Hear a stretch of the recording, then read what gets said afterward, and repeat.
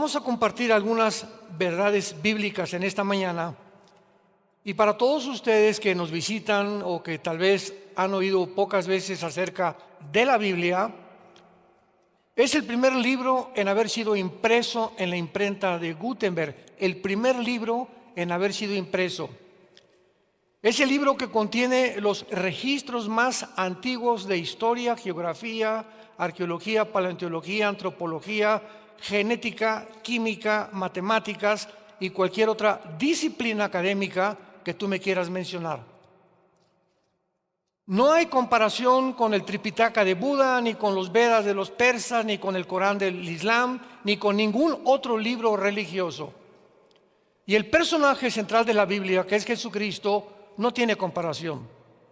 No podemos poner a Buda, ni a Mahatma Gandhi, ni a Abraham, ni a ningún papa, ni a ningún santo. Nadie se puede poner al lado de la persona de Jesucristo, el Hijo de Dios. Es incomparable su entrada al mundo. Es tan importante la entrada al mundo o en el escenario mundial de Jesucristo que la misma historia está dividida con la venida de Jesús. Yo hace algún tiempo tenía un debate con un ateo por una estación de radio en una nación de Centroamérica y me decía, es que yo creo que ni siquiera Jesucristo existió.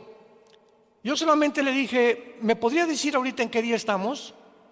Y agarró su reloj, pues estamos en tal mayo de 1994. Le dije, ¿y desde cuándo estamos contando 1994? Y se quedó así, quería voltear al cielo, le comenzó a dar tos y no me quería contestar. Y le dije, le voy a ayudar desde el nacimiento de Cristo. Porque desde que nació Jesucristo se cuenta después de Cristo y antes de Cristo toda la historia humana. Le dije, ¿quién es el personaje que más ha impactado tan grandemente el mundo que inclusive el día de nuestro nacimiento, aunque sabemos que no es el 24 de diciembre, sin embargo se celebra el nacimiento de Jesucristo, no el de Buda, no el de Mahatma Gandhi, no el de Zoroastro, de ningún otro personaje? Hasta los ateos cierran sus comercios. Y no solamente el nacimiento de Cristo es el único personaje del quien llega un espíritu como este en Navidad, de melancolía, de cantos, y nos comenzamos a hacer regalos. ¿De dónde viene todo esto? Que el regalo más grande que Dios nos ha dado ha sido a su Hijo Jesucristo, para que cualquiera que en Él crea no se pierda, mas tenga la vida eterna. Pero no solo eso, sino que también Jesucristo es el único personaje en la historia de quien se celebra su muerte, la famosa Semana Santa, que hasta vacaciones dan. Entonces, cuando venimos a la Biblia, que es el libro que nos muestra la vida, el carácter de Jesucristo, que Él es el reflejo del único Dios vivo y verdadero, vamos a encontrar evidencias filosóficas, históricas, éticas, genéticas, repito, porque más del 40% de las profecías de la Biblia se han cumplido. Una de las más grandes profecías que se cumplieron en el siglo pasado fue el 14 de mayo de 1948, cuando la nación de Israel, después de casi 2000 años de exilio, regresa de una forma sorprendente, asombrosa, que ninguna civilización nunca jamás había tenido lugar, un evento de una nación que haya sido exiliada al mundo y que no hayan sido absorbidos ni de su cultura, ni sus tradiciones, ni su religión, ni nada de lo que Israel había tratado de mantener y que lo mantuvo durante cerca de 2000 años. No ha habido eso.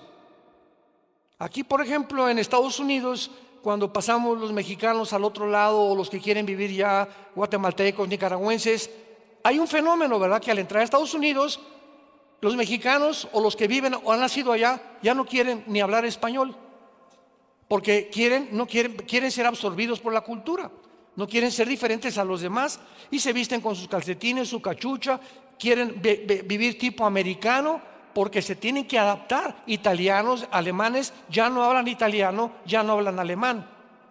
Pero no así sucedió con el pueblo judío. En las conferencias anteriores que dimos el viernes y ayer, pueden ustedes encontrar mucho más información. Ahora, muy bien, veamos a continuación que muchos filósofos y muchos escritores han tratado de ofrecernos diversas interpretaciones acerca del origen del universo. Si hay aquí astrónomos, maestros universitarios, simplemente les recuerdo, o ateos, escépticos, o personas ateas, de que nunca, jamás, mediante la ciencia, se podrá investigar el origen del universo. Primer paso de nuestra tesis: nunca científicamente se podrá probar el origen del universo. Nunca se podrá probar científicamente quiénes somos, ni tampoco hacia dónde se dirige la humanidad. Ni Walter Mercado, ni el chamán, ni los brujos, ni Nostradamus, nadie nos puede decir con la exactitud y los detalles que están escritos en la Biblia. ¿Por qué digo esto? Porque para que algo sea científico, si hay aquí estudiantes de la universidad, tiene que ser demostrativo, tiene que ser probado en un laboratorio, en un tubo de ensayo, y es imposible que alguien pueda decir: yo estuve en la creación y así fue. Bueno, entonces los astrónomos comienzan a inventar. ¿Y qué fue lo que inventaron desde hace más de 2-3 siglos? Que el mundo se inició con una explosión que se llamó el Big Bang, y que a través de esa explosión entonces hubo una mezcla, una sopa de elementos químicos, y se produjo la vida. Y cuando comenzamos a examinar esta teoría, escuchen, que se adoptó como la verdadera teoría del origen del universo en Oxford, en Harvard, en Princeton, en Yale, en la Universidad de México y en las universidades del mundo entero. Y se adoptó además como algo evidencial que podían, y lo escribieron casi científico, que habíamos venido de Chita, que éramos el producto accidental de una evolución, cuando nunca, jamás en la historia se ha demostrado la evolución, porque jamás ha habido la mutación de una especie a otra especie. Y cuando se descubre en 1954 por los doctores Crick y Watson la molécula del ADN, el ácido desoxirribonucleico, se acabó. El 60% de los ateos se convirtieron, al darse cuenta que era imposible sostener mediante los aminoácidos, ni por la segunda ley de la termodinámica, ni por la biología, y menos ahora por la genética. Era una imposibilidad la evolución. Y se seguía enseñando en las universidades. Entonces vemos nosotros un mundo, ¿verdad?, completamente confundido, donde los científicos también postulan teorías que no pueden tener ningún sostén científico. Si alguien te dice comenzó por una explosión el mundo y el universo, ¿quién produjo la explosión? Y vamos a seguir con esta línea, como decíamos ayer. Y si hubo una explosión, ¿acaso la materia produce el pensamiento o la conciencia? Pienso, luego vivo, vivo, luego tengo que existir. Y si tengo que existir, tiene que haber una causa. Esta causa no puede estar dentro de mí, esta causa está fuera de mí. Así venían y discernían los filósofos griegos la vida. Platón, Sócrates, la mayor parte de los filósofos llegaron a la conclusión de que tenía que haber un Dios. Nunca descubrieron quién era ese Dios, pero no podían concluir que pudiera ser un accidente en la vida. Es un absurdo, es una irracionalidad filosófica del ser humano. Ahora, ¿cómo se originó la vida, verdad? Nadie nos puede decir cómo se originó la vida. Hace algún tiempo hubo un doctor llamado Sigmund Freud que comenzó a tratar, después de que rechazó la Biblia cuando era joven, de investigar realmente el problema de la conducta, de la mala conducta del ser humano. Entonces Freud comenzó a hacer experimentos con personas con problemas de carácter mental, y los comenzó a hipnotizar. Y al hipnotizarlos, él trataba de, después de la conciencia, pasarla a la subconsciencia, pasarla a otra conciencia, para que de forma inconsciente o subconsciente arreglarlos mientras estuvieran hipnotizados, regresándolos a la conciencia, pudieran estar sanados. Y finalmente atribuyó, es que el problema de los seres humanos está en la sexualidad infantil. ¿Y qué atribuyó Freud al ser humano? Que el problema se encontraba en la mente. Damas y caballeros que nos visitan, la Biblia es el único libro que nos dice quiénes somos. Pues lógico. Si yo compro un carro en la Volkswagen y se me descompone, no voy a ir a la Mercedes-Benz a que me lo arreglen. ¿Por qué? Porque ellos no son los fabricantes. Entonces, si algo tiene un problema con mi carro, lo llevo con el fabricante. Y si un problema humano existe, no voy con el psicólogo que me ayude, ni con el psiquiatra, ni con la doctora Corazón. Tenemos que recurrir con el fabricante. ¿Y quién fue el fabricante? Dios, el Dios de la Biblia. El Dios y Padre Jesucristo. ¿Y qué dice Él? Dejemos que Dios nos hable, permitámosle a Dios que pueda exponer realmente lo que la revelación que nos dejó condensada en la palabra de Dios. Y Jesucristo nos dice aquí en la Biblia, a los que lo quieran apuntar, que somos un espíritu, número uno, que tenemos un alma y que vivimos dentro de un cuerpo. Entonces, el ser humano no es solamente intelectual, como dicen ateos, es que aquí hay moléculas moviéndose y somos el resultado de líquidos gástricos y las neuronas que expelen también ciertas cosas y ciertas sopas que se conjugan en el cerebro y de ahí viene el pensamiento. Y vuelvo a repetir, buscan la manera de poder explicarle al ser humano las barbaridades que no pueden explicar, porque ellos no son los fabricantes. Entonces, si somos espíritu, el ser humano no lo sabe. Y entonces el ser humano se ha dedicado ¿a qué cosa? Alimentar la mente, o sea, el intelecto, filósofos, ciencias políticas, astronomía, y nada de eso está mal. Y el cuerpo, una buena comida, una buena alimentación, una buena bebida, no Coca-Cola, no harinas blancas, no sal, etcétera. Ejercicio, porque el cuerpo necesita un sostenimiento, así como la mente. Una persona que no lee un libro al mes, te vas a quedar hecho un chorizo. Dicen que en Europa leen 30, 40 libros mínimo los universitarios al año. Cuando se hizo la investigación en el continente americano, ¿cuántos libros se leían en México? 1 cada 3, 4 meses. Con razón. Tenemos que alimentar la mente. Pero ¿cuántas Netflix ves? ¿Y cuántos cuentos de Calimán te has leído? ¿Y cuántas telenovelas han visto? No se pierde ninguna telenovela. Por eso estamos como estamos. Así está el mundo completamente desesperanzado. Entonces baja Jesucristo, Dios manda al mundo a su Hijo Jesucristo hace 2000 años, y Jesucristo dice esto: no solo de pan vivirá el hombre, y se lo dice a Satanás, Mateo capítulo 4, sino de toda palabra que sale de la boca de Dios. Dios viene en la forma de su Hijo al mundo a decirnos: si tú eres espíritu, hijo mío, tu espíritu está completamente muerto.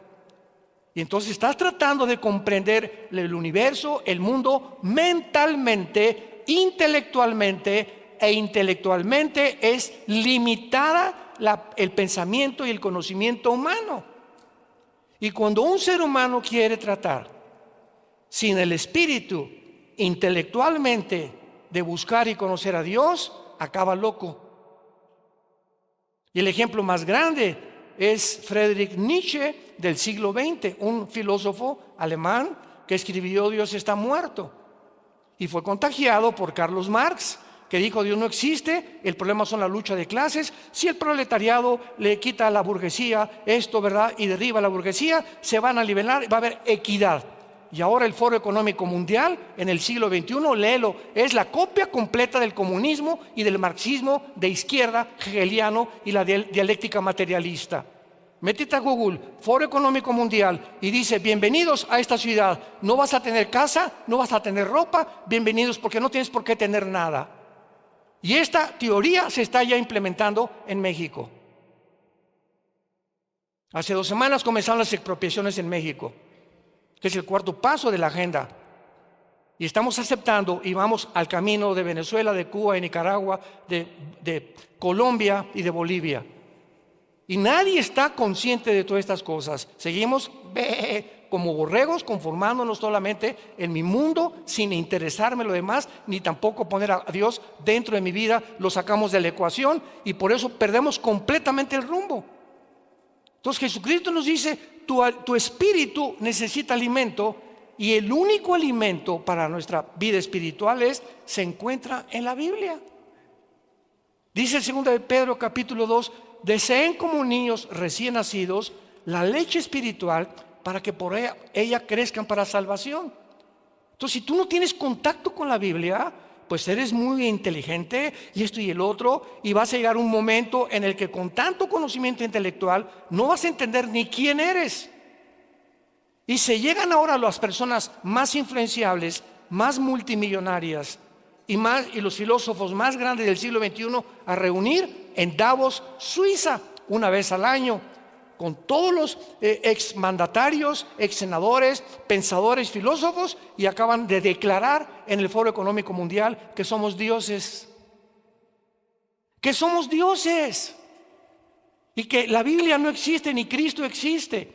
Y que vamos a crear una superraza de seres humanos, porque tenemos ahora la tecnología, la cibernética, y tenemos ahora la genética para mezclar ya razas y mezclar las características del murciélago, que tiene un radar, y sacar el ADN del murciélago, mezclarlo con el ADN del ser humano o con el ADN de un león, para que seamos hombres guerreros, y además con el radar, y mezclar así todos los ADNs cuando la misma genética lo impide. Y se vuelven mutaciones, ¿verdad? Se vuelven cosas híbridas o quimeras que no pueden tener ninguna realidad real, científica. Pero es la locura a la que hemos llegado, hermanos, en Cristo, damas y caballeros. Y tenemos que abrir los ojos para darnos cuenta que tenemos que comenzar a regresar a Dios. ¿Cuál es el verdadero propósito de nuestra existencia? El ateísmo, el humanismo, el materialismo y la evolución afirman que todo es material. Yo lo digo porque yo, antes de convertirme y conocer a Jesús, yo fui ateo. Yo me decepcioné de la religión, no de Jesús, porque crecí en colegios lasallistas, en la primaria, la secundaria, la preparatoria. Jamás nos enseñaron la Biblia, nos enseñaron una religión. Y cuando me dijeron que yo ya quería ser cura, a los 14, 15 años de edad, en el seminario salesiano de Acapulco, Guerrero, y me dijo el arzobispo en una mañana, todos los que éramos como 4 o 5 estudiantes, que estábamos puntos, nos entraron como acólitos. ¿Se acuerdan que antes había los acólitos? Y nos enseñaban en latín para que le contáramos al Padre. Cuando el Padre entra al altar, dice, me introduzco al altare Dei. Le teníamos que contestar a Deum collectifica juventutem meam. Él dice, me introduzco al altar de Dios a ofrecer el sacrificio de Cristo por los vivos y los muertos. ¿Y qué dice la Biblia? Que ya fue sacrificado. Entonces, ¿qué es lo que estaba diciendo este señor al entrar a un supuesto altar? Que se brincaron la cruz y que ahora tenías que volver a recibirlo con la famosa comunión. Y te tomas la comunión el domingo, y el lunes, martes y miércoles te portas como diablo y la vuelves a tomar otra vez el domingo. O sea, Cristo entra y se sale, entra y se sale. ¿Y qué dice la Biblia? Les doy vida eterna para siempre. Y cuando recibes a Cristo es una vez y para siempre. Comienzo a leer la Biblia, mi hermano me la da, comienzo a leer Juan y me doy cuenta que habíamos sido engañados. Y encuentro que la verdad nos haría libres, se caen las vendas, abrimos los ojos por primera vez y nos damos cuenta cuál es la verdad. Y Jesús lo dijo en Juan 14:6, yo soy el camino, la verdad y la vida. Fuera de Cristo no hay ninguna verdad absoluta, porque vivimos un mundo de relativismo, donde tu verdad es tu verdad, mi verdad es mi verdad. Mira, yo soy gay, déjame como yo estoy, tú eres como estás, no te metas. Mi verdad es esta, como dijo el fundador de la cadena CNN, verdad, de televisión, que ya vendió, tiene como el 35% ahorita de las acciones. Ted Turner se llamó, que se casó también con Jane Fonda, una muchacha artista de cine. Y Ted Turner se decepciona de Dios, de la religión, se vuelve ateo también, y dijo los 10 mandamientos de Ted Turner. y ahora yo voy a hacer mi vida, mi ética, mi moral, y voy a determinar qué es bueno y qué es malo. Y lo que él dijo es a lo que el mundo ha llegado con el movimiento LGTB, con la ideología de género, que ahora están las escuelas públicas enseñándoles a nuestros hijos menores de edad que se masturben a los 5 o 6 años de edad, que se usen los baños de las mujeres igual que el de los hombres, que en los Juegos Olímpicos juegue una luchadora mujer con un luchador hombre porque el hombre es transgénero, como la italiana que casi la noquean ahora en los Juegos de París. El mundo está completamente desarticulado, ha perdido la brújula porque le han dicho a Dios: no te metas con nosotros, somos lo suficientemente inteligentes para poder determinar qué cosa es bueno y qué cosa es malo. Tenemos ateos como Carlos Marx, Sigmund Freud, Nietzsche, Bertrand Russell, que dijo: bueno, pues es que jamás se podrá llegar a la verdad. Y cuando descubrimos a Bertrand Russell tenía 5 esposas y 2 amantes. Jean-Paul Sartre, el padre del existencialismo, fue mi ídolo en los 60, 70, cuando yo era ateo. Sartre escribió El muro y la náusea. Esos libros yo me los devoraba cuando era joven, y en uno de sus libros, en El muro, dice Jean-Paul Sartre: veo un muro donde yo estoy tratando de poder determinar cuál es mi propósito en la vida, porque ya negué a Dios, y si no hay Dios, entonces ¿qué hay? Y pone ahí: me estrellé contra el muro porque no puedo brincar ese muro al otro lado. Y dice Sartre: yo sé que al otro lado hay algo, pero no puedo verlo. Y lo que él estaba diciendo es: he descubierto que estoy limitado, que por más inteligente que yo sea, no voy a poder comprender a Dios. Es necesario que Dios se revele a mi mente, porque por medio de mi intelecto nunca lo podré comprender, que es exactamente lo que la Biblia dice. Y su hija, antes de morir, le dice a Sartre: papá, ¿qué es lo que te pasa? Y Sartre le dice antes de morir a su hija: hija, ¿sabes cuál es mi tragedia? Que he tratado de vivir toda mi vida luchando contra alguien que no existe. Entonces perdí mi propósito de la vida. ¿Cómo es que gasté mi vida tratando de demostrar que alguien no existe? Si no existe, pues no existe y voy a vivir. Pero ¿por qué trato de convencer a las demás personas que no existe? Perdí el tiempo. Y como dijo el gran filósofo francés, que igual que Laplace y que Kepler, etcétera, etcétera, que llegó un ateo y le dijo: mira, Dios no existe. Y le dijo este filósofo francés, que era cristiano: mira, lo único que te puedo decir yo es que si tú te mueres, dice la Biblia que te vas al infierno. Y si yo me muero, dice la Biblia que Jesucristo viene por mí para llevarme al cielo. Entonces, vamos a suponer este cálculo: si tú te mueres, yo no pierdo nada, ¿verdad? Porque dices que no existe nada. No hay Dios, no hay infierno, no hay cielo. Pero si tú te mueres y yo tenía razón, ¿qué amolada te vas a llevar? Prefiero creer a no creer, siguiendo una línea elemental de lógica filosófica natural. Ahora, ¿existe alguna moral absoluta? El mundo que vivimos dice que no hay ninguna verdad absoluta. Al contrario, todas son especulaciones, ¿verdad? Vuelvo a repetir: tu verdad no es mi verdad, no hay una verdad absoluta, todo es de acuerdo a la perspectiva en la que tú percibas el mundo y el cosmos, etcétera, etcétera. Entonces, cada quien, como dice la Biblia, como ovejas nos hemos cada quien salido del corral. Y unos piensan esto, otros, tratando como seres humanos limitados, frágiles que somos, vulnerables, tenemos que morir, la vida es cortísima y pasamos el mundo como dioses. Estoy en un mundo que no entiendo, un cosmos que no sé ni por qué nací, pero yo sé que las respuestas están en mí. No puede haber alguien fuera de mí que me dé explicación de por qué soy como soy. Y esas personas así mueren exactamente, dice la Biblia, igual que como mueren las vacas, igual que como mueren los animales. ¿A qué me refiero? Los animales se despiertan, comen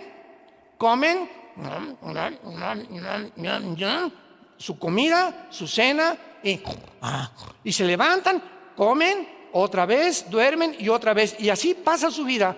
Y los seres humanos, dice la Biblia, que pasan su vida sin jamás haber descubierto que el Dios que existe tiene un propósito para tu vida, has vivido en las tinieblas, naciste en las tinieblas, viviste en las tinieblas, alcanzaste y fuiste presidente, y 5 compañías como Steve Jobs, el que fundó la famosa, ¿verdad?, red de Apple, muere y dices que con todos los millones que yo tuve, murió de cáncer porque buscó brujos para que lo curaran. Dice Steve Jobs, jamás se puede descubrir la verdadera razón por la cual existí. ¿De qué me sirvió ser multimillonario? Jesucristo dijo, ¿de qué le sirve al hombre ganar el mundo si pierde su alma? ¿De qué te sirvió ser y tener el poder que pudiste adquirir y el dinero que alcanzaste? Y ya fuiste diputado, y ya fuiste gobernador. ¿Y después qué? ¿Que no sabes que la vida se te tiene que acabar? Y cuando se te acabe la vida, ¿qué es lo que vas a poder abrir al abrir los ojos? ¿La condenación eterna o el cielo que Jesucristo viene por nosotros? Y tenemos una sola vida para decidir lo que queremos hacer con nuestra vida. Ahora, muy bien, en Juan capítulo 17, que es una de las oraciones más maravillosas que se encuentran en la Biblia, Jesucristo ora al Padre antes de morir. Y podemos contestar en este pasaje realmente cuál es el propósito por el cual tú y yo nacimos. A los jóvenes se les enseña, hijo, busca una profesión donde hagas dinero. ¿No es cierto? No, papá, quiero ser futbolista. Pues mira, va a estar muy difícil, que ser como Messi o como Cristiano Ronaldo, ¿verdad? Tú vas a morir de hambre. Quiero ser músico. No, pues mira, búscate una profesión donde hagas dinero. Siempre estamos impulsando y motivando a nuestros hijos el dinero, el dinero, el dinero. Y cuando esos padres se mueren, los hijos como alacranes están esperando que se muera el viejo para ver qué herencia les dejó. Y cuando tú te mueras y les dejaste $5 millones a tus hijos y todo lo que tú trabajaste, ¿para qué lo hiciste? Para dejárselos a hijos tuyos, a una herencia que tú dejaste, que nunca les hablaste de la vida eterna ni el propósito por el cual vienen a vivir. Tú le dejas a un hijo tuyo dinero, ese hijo se va a echar a perder y se convierte en una maldición para su vida. Pero si tú te mueres y tus hijos no tienen ni un petate donde acostarse, pero con la seguridad que tu hijo, mi Panchito y mi Carmelita, tienen a Jesucristo, te mueres en paz porque Dios se va a encargar de ellos. Y Dios los va a bendecir tarde o temprano. Y Dios va a hacer que les vaya bien en la vida tarde o temprano. Te mueres en paz. Entonces veamos los valores desde la perspectiva bíblica, desde la perspectiva divina. ¿Para qué vives? ¿Para hacer dinero? ¿Para hacer fama? ¿Publicidad? ¿Para que seas conocido? ¿Para que tengas poder? Porque dicen, bueno, pues es que si tengo dinero, ahora tengo poder. O para pertenecer a un partido político donde están todos y ahí está el pastel, pues me voy a hacer el pastel. Y mis convicciones filosóficas, estadísticas, etcétera, etcétera, los derrumbo. La familia no importa, el matrimonio no me importa, ni mis hijos tampoco. Quiero poder. Quiero pertenecer a ese grupo político, quiero pertenecer a ese grupo de intelectuales. ¿Por qué? Porque quiero ser entre ellos, quiero ser grande. Y acabas recogiendo basura y sacrificando a tu familia por el ego tan grande con el cual el ser humano ha nacido. Dice Juan 17, Cristo antes de morir, estas cosas habló Jesús, levantando los ojos al cielo, y dijo: Padre, la hora ha llegado, glorifica a tu Hijo para que también tu Hijo te glorifique a ti. Como le has dado, vean lo que dice Jesús, que Él recibió del Padre una potestad, o sea, un poder. Dios le dio a su Hijo al venir al mundo un poder sobre todos los seres humanos, sobre toda carne. ¿Para qué? Para que Él nos diera la vida eterna. A todos los que le diste. ¿Y qué es la vida eterna? Que te conozcan a ti, al único Dios verdadero, y a Jesucristo a quien tú has enviado. Dios manda a su Hijo para decirnos: diles que son peregrinos, que somos extranjeros y estamos habitando un mundo temporalmente, y que la vida no se acaba con la muerte. Y yo tengo que demostrarles que la vida no se acaba con la muerte. ¿Y qué hizo Jesucristo? Es crucificado, muerto, enterrado y resucitado a los 3 días. Y la resurrección de Cristo es la base fundamental, el bastión del cristianismo. El cristianismo no podría existir si Cristo no hubiera resucitado. Porque si no hubiera resucitado, hubiera sido como todos los grandes líderes religiosos que acabo de mencionar, que ahí en la tumba de Buda está, la tumba de Mahatma Gandhi ahí está, la tumba de Mahoma ahí está, pero ve a Jerusalén y está la tumba de Jesucristo vacía. Y no solamente eso, sino las pruebas históricas que existen de la resurrección de Jesucristo. Entonces, si Jesucristo no resucitó, nosotros tampoco vamos a resucitar. Y si no hay resurrección de muertos, comamos, vivamos. ¿Para qué le soy fiel a mi esposa? El que no tranza no avanza. Aquí se trata todo de hacer dinero. Pues voy a chantajear, voy a defraudar, no voy a pagar mis deudas, voy a tratar de tener amigos por intereses políticos o económicos nada más. Voy a tratar de abrirme paso a como dé lugar. No me importa que sacrifique a mi familia, porque solamente soy yo. Hago mi jaula a mi alrededor y me meto en una pecera donde solo yo existo. Mis propósitos, mis intereses y los demás a mi alrededor, no me importa nada. Y viene Jesucristo y nos rompe esa cápsula en la cual nos habíamos encerrado y nos dice: el secreto de la vida no está encerrarte en ti, sino en vivir para los demás. En vivir para los demás. Yo no vengo a que ustedes me sirvan. Yo, el creador del universo, de las galaxias, de las estrellas, de los peces, de las hormigas, de los pájaros, de los seres humanos, de todo lo que existe, vengo a hincarme delante de ustedes y lavarle los pies y decirles que los amo y que mi resurrección es la prueba más grande que ustedes también van a resucitar. Y si Jesucristo no hubiera resucitado, no tendríamos ninguna garantía de que hay vida después de la muerte. Esta es la vida eterna, que conozcamos a Dios. Y nadie puede conocer a Dios a través del vudú, o a través de la meditación trascendental, o a través de Hare Krishna, o meditando y me estoy concentrando con Él, o a través del peyote, o de la marihuana, o del LSD, o de los fetaniles. Ninguna otra droga, ningún otro medio, ningún otro sistema inventado por los seres humanos, a través de ninguna religión vas a llegar a Dios, porque las religiones no salvan ni dan el conocimiento de Dios. El cristianismo no es una religión, es una relación personal, viva, dinámica, orgánica, con alguien que está vivo. Ves a los del Islam, ¿verdad? Se hincan y ahí están, no saben ni a quién, Alá, no saben, no tienen ni pensamientos para Alá. Y lees el Corán: maten a los que no sean musulmanes o decapítenlos. Y vienes a la Biblia y nos muestra la historia del principio al final como está escrita, para que sepamos que Dios se adelantó a la historia para demostrarnos que Él es real, que la Biblia es la palabra de Dios y que Jesucristo es su Hijo, que quiere entrar esta mañana a tu vida y darte la vida eterna. ¿Qué es la vida eterna? Que cuando tú mueras no te condenes en el infierno. Cristo habló más veces del infierno que del cielo, y habló más veces de los demonios que de los ángeles. Era tan grande la preocupación, y Cristo en Getsemaní, saliéndole sangre por las capilaridades de su piel, que Él sabía que se iba en la cruz a enfrentar a todo el pecado de todos los seres humanos, a Satanás y a la muerte. Y le gritó a su Padre: si es posible, pasa de mí esta copa. Pero finalmente Él se rindió y le dijo: Padre, no se haga mi voluntad, sino tu voluntad. Porque de tal manera amó Dios al mundo que nos dio a su Hijo Jesucristo.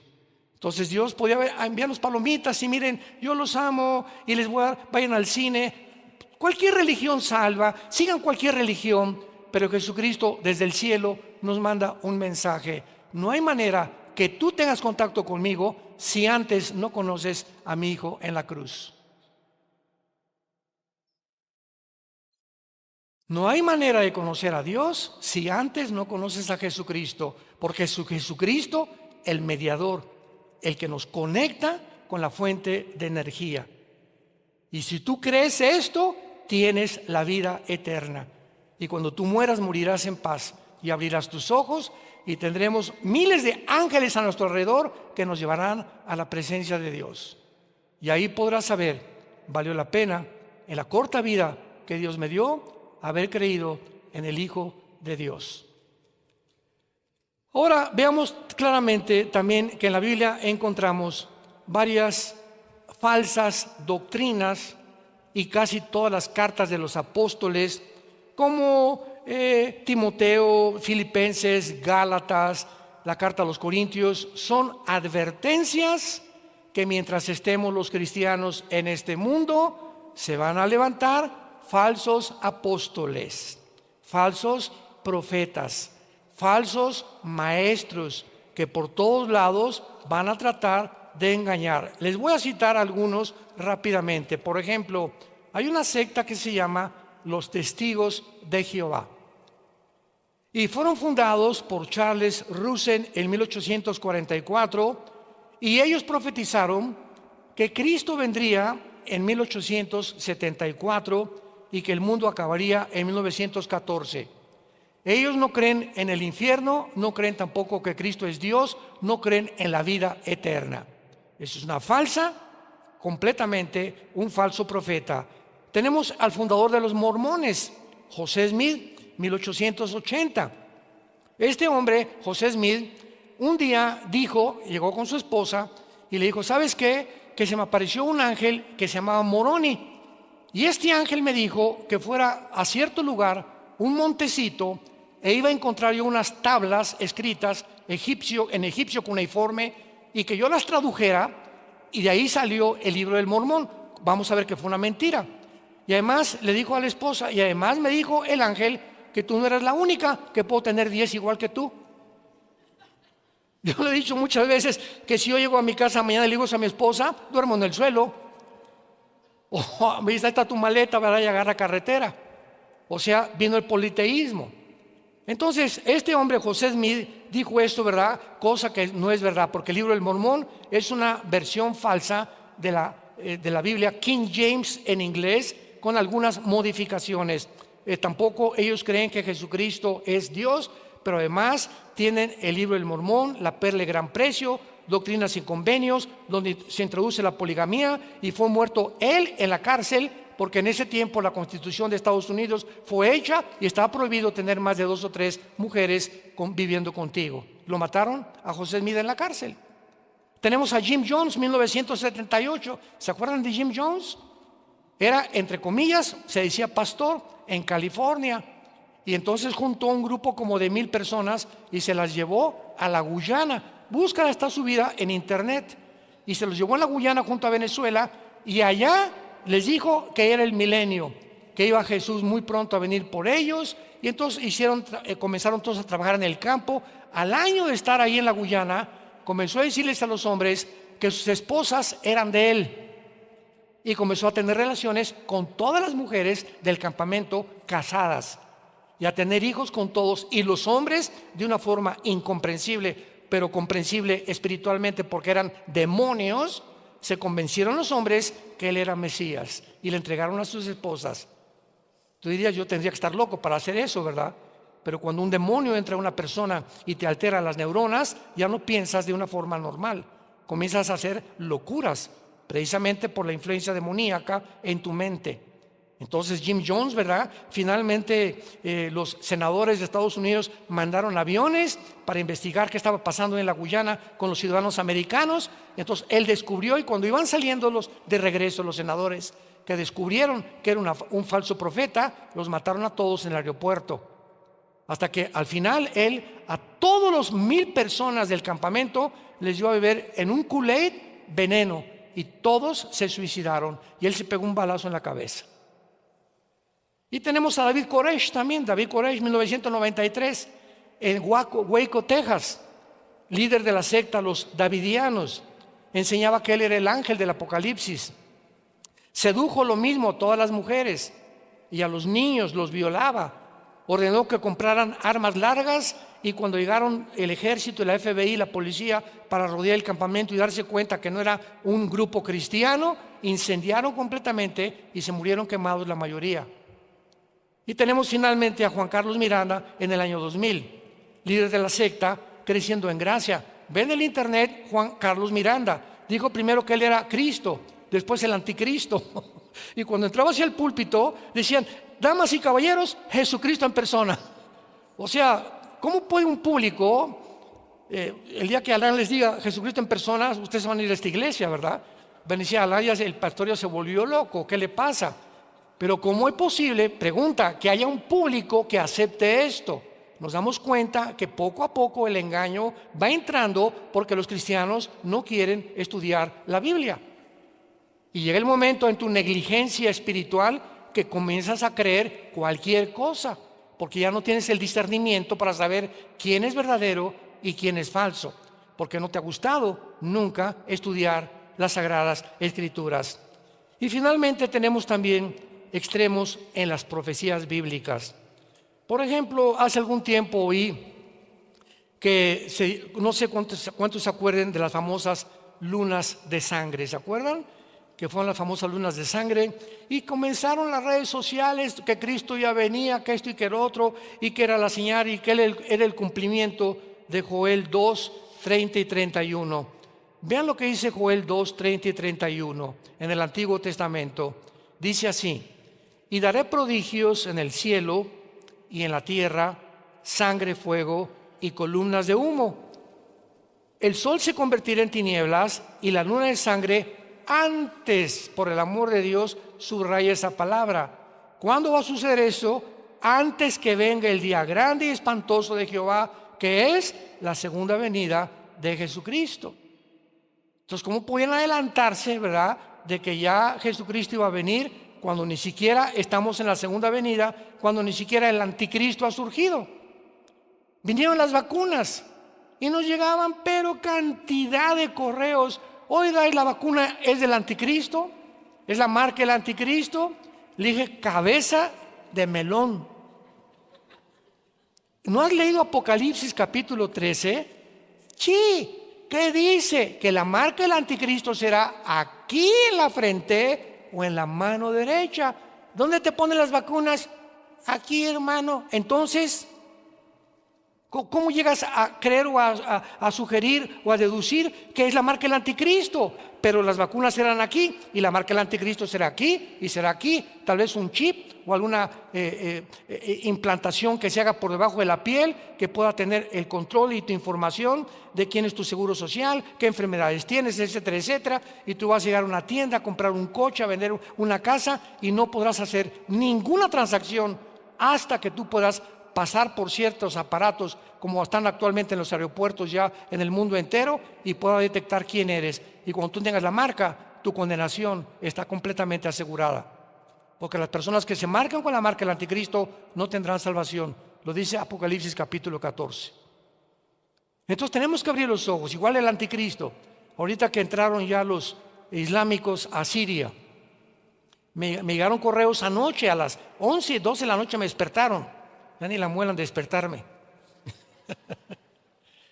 Oiga, este señor Al-Galani, el nuevo líder ahorita de los yihadistas ahí en Siria, te están diciendo que es el anticristo. ¿Qué dice la Biblia del anticristo? Que va a surgir cuando se junten 10 naciones, 5 de Europa, ya lo hablamos ayer, y 5 del Medio Oriente. Y una vez que haya un G10 de naciones, 5 de Europa y 5 del Medio Oriente, porque Europa va a quedar sola, Estados Unidos va a caer tarde o temprano, Rusia va a caer, va a quedar como un pollito desamparado. Europa va a tener que pedir el petróleo al Medio Oriente, y se van a unir Europa con el Medio Oriente. Y cuando esta unión haya, y la leamos en los medios de comunicación, de uno de estas 10 naciones saldrá el anticristo.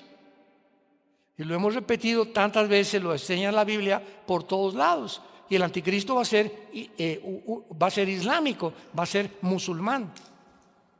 Y va a salir exactamente de donde está ahorita la rebelión, en Siria y entre Irak. Porque en el Antiguo Testamento, Babilonia, que era la cabeza del estatua de Nabucodonosor, era Babilonia, que es Irak, Siria y el Líbano, o sea, la antigua zona de la Mesopotamia, que significa tierra entre dos ríos, entre el Tigris y el Éufrates. Entonces, ahorita la zona geográfica donde acaban de derrocar al presidente de Siria y Rusia se sale e Irán se sale, inconcebible, porque Rusia tenía en Siria la única base naval al Mediterráneo. Y el hecho que Putin no haya hecho nada, sígame con cuidado, el hecho que Putin haya dejado que Assad, no se dicen que nadie sabe dónde está, pero no lo defendió, ni Estados Unidos lo defendió, y entraron los yihadistas. ¿Qué significa esto? Que Rusia está a punto de caer también. Pero acuérdense cuando cayó el comunismo en 1991, que Mikhail Gorbachev dijo, es que teníamos desde los 80s, 10 años, con una vida de bluff. La Unión Soviética era una fachada, donde todo el mundo, Rusia y el poder, estábamos en la pobreza, dijo Gorbachev. Sacamos a Dios y nos alejamos del capitalismo. Y ahorita igual en sus últimos, Putin, voy a usar las bombas nucleares y voy a hacer esto por el otro. ¿Y por qué le pidió 25,000 soldados a Norcorea hace como 3 o 4 semanas? Porque no ha podido con la guerra de Ucrania. Porque ahorita porque no ayuda ahorita y defiende la única base naval que tiene, porque es puro bluff, nada más. El poder de Putin es la guerra nuclear. Y si llega a usar las bombas nucleares, entonces sí, seguramente va a ser la causa de la caída de Washington. Solamente falta un misil nuclear a Washington para que solamente la ciudad de Washington desaparece el gobierno de Estados Unidos. Una bomba en Moscú, desaparece toda la Unión Soviética. Entonces estamos en un mundo de una confrontación donde todas las piezas están acomodando y la Biblia nos dice exactamente cómo vamos a llegar hasta el fin para que tengamos paz. Para que en esta mañana te arrepientas de tu vida. Para que en esta mañana consideres que tú no tienes la garantía, ni yo tampoco, de que mañana vamos a amanecer. Nuestra vida siempre pende de un hilo. Un infarto al corazón, de repente te sientes muy bien y vas al doctor. Discúlpeme, don Pancho, pero la radiografía dice que usted está lleno de cáncer. Una embolia cerebral, una bala perdida, un accidente de tránsito. Ni tú ni yo sabemos que mañana vamos a vivir. La Biblia dice, como tú no sabes y tu vida es tan inestable y tan incierta, acuérdate y no te endurezcas cuando oigas su voz. No se endurezcan cuando ustedes oigan la voz de Dios. Y esta voz que es a través de la Biblia, yo no soy la voz de Dios, es la Biblia. Yo cito y les digo lo que dice la Biblia. Yo no soy profeta ni apóstol. Soy un simple pastor que comparto este mensaje hace 47 años para decirles a ustedes, este libro dice, no digan, el pastor dijo, la Biblia dice que te arrepientas por cuanto Dios ha establecido un día en el que va a juzgar a los vivos y a los muertos. Va a haber un juicio y todos los hombres y presidentes y dictadores y criminales y violadores van a ser juzgados. Y si murieron aparentemente sin ser encarcelados, en la otra vida no se le escapan a Dios, porque la Biblia dice, Dios no puede ser burlado. Así que esta es tu oportunidad que tú tienes de venir a la cruz. Ven a la cruz en esta mañana, arrepentido, sinceramente en tu alma, y dile a Cristo estas palabras con tu rostro inclinado. Dile, Padre Santo que estás en el cielo. En silencio lo puedes hacer.